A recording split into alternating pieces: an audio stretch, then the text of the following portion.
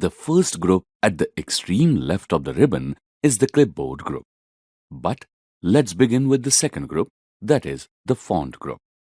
A font is basically a style of writing. This text has been written in different fonts. Using a variety of fonts enhances the appearance of a worksheet.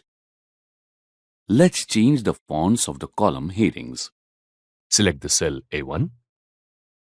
Then click the down arrow in the font box and select a suitable font.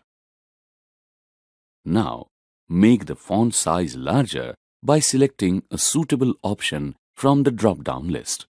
Adjust the column widths if required. You can also use the increase font size and decrease font size icons to make the font size larger or smaller. The bold, italics, and underline icons are used to emphasize the text. Let's use them for the column headings. Select the cells and click Bold to embolden the text.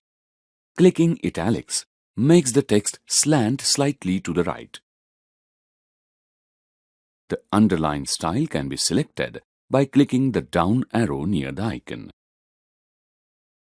The borders icon is used to apply borders to the cells. Select the cells and then click the down arrow near the icon and select an option.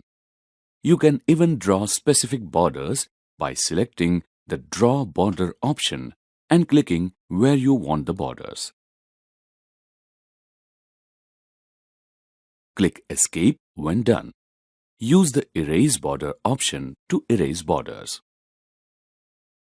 Do explore the other border options on your own.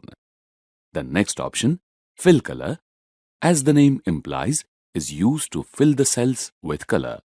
Select the column heading cells, click the down arrow near the icon and select a suitable color. Apply suitable fill colors to the other cells as well. The No Fill option can be used to remove the cell shading. The Font Color option is used to change the color of the data within the cells. Select the cells, click the down arrow near the icon and select a color. Color the other cells in a similar way.